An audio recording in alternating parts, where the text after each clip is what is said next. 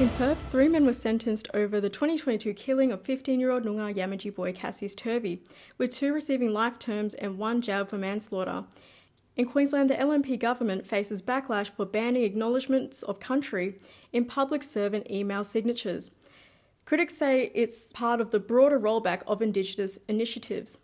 World Female Ranger Week celebrates First Nations women rangers in the NT such as Eslyn Warcope and Teresa Lemon, who lead the conservation, culture and community care. Meanwhile, NT advocates condemned a new bus dress code that excludes passengers with soiled clothing, warning it unfairly targets homeless and disadvantaged people. More of that later. Kaya, I'm Leanne Djilandi Dolby, and this is the National Indigenous Times Daily News Bulletin for the 27th of June, 2025. 3 men have been sentenced for their roles in the brutal killing of 15-year-old Noongar Yamaji boy Cassius Turvey in 2022. Cassius died after being chased into bushland and struck in the head with a metal pole. Jack Brearley and Brodie Palmer were found guilty of murder and sentenced to life imprisonment, eligible for parole in 2044 and 2041 respectively. Mitchell Colin Forth was convicted of manslaughter and sentenced to 12 years, eligible for parole in 2033.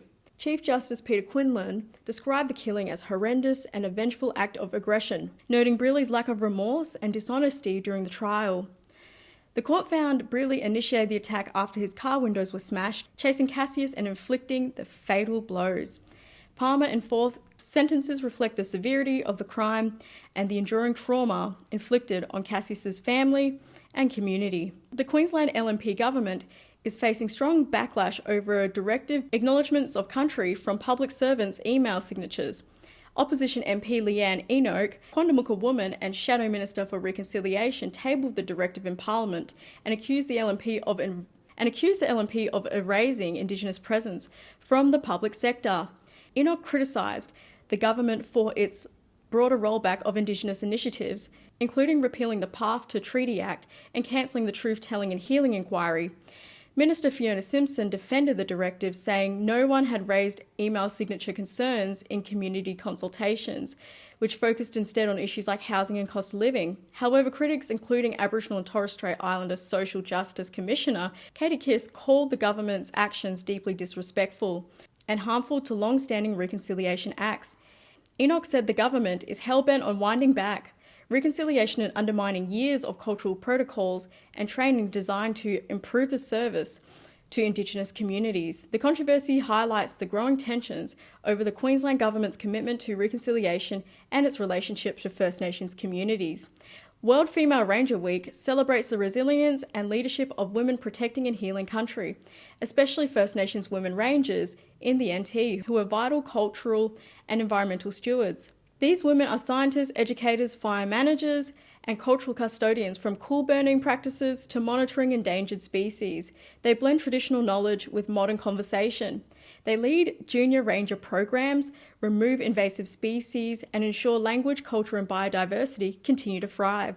Eslyn Warcope, a Gangi senior ranger from Croker Island, patrols sea country, removes ghost nets, and monitors marine life while mentoring the next generation and protecting sacred knowledge. Teresa Lemon, a Malak senior ranger from Daly River, is the first Indigenous woman's fisheries inspector. She leads critical sawfish research and teaches cultural practices like weaving and bush tucker. Their work is not the exception, it is the standard of strength and sustainability when First Nations people are empowered to lead.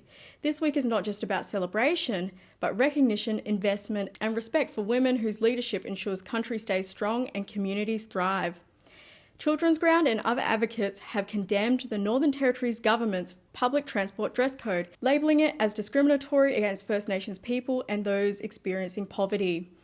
New signage on Darwin's buses stated passengers can be removed if they're wearing soiled clothing, a policy that the NT government defends as a hygiene measure. Minister Bill Yan says drivers have discretion and the rule ensures cleanliness, but critics are arguing it fairly targets homeless and disadvantaged people, especially in a region where 1 in 5 Aboriginal people are homeless, and the public housing waitlist exceeds 6,000 people.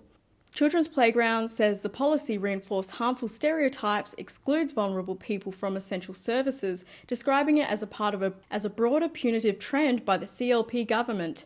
AMSAT CEO Dr. John Patterson warned it could breach anti-discrimination laws and impact people with disabilities or mental health conditions.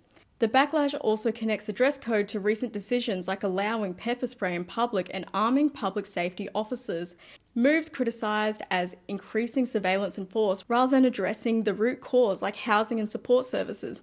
Critics are calling for inclusive, culturally safe public services rooted in equity and justice, not just punishment.